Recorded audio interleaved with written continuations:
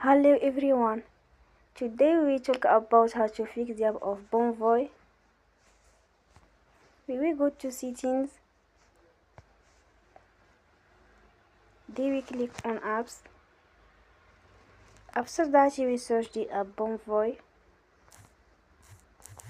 and you will click. Then you will on for stop. After that you will go to storage. Then you will click on networking.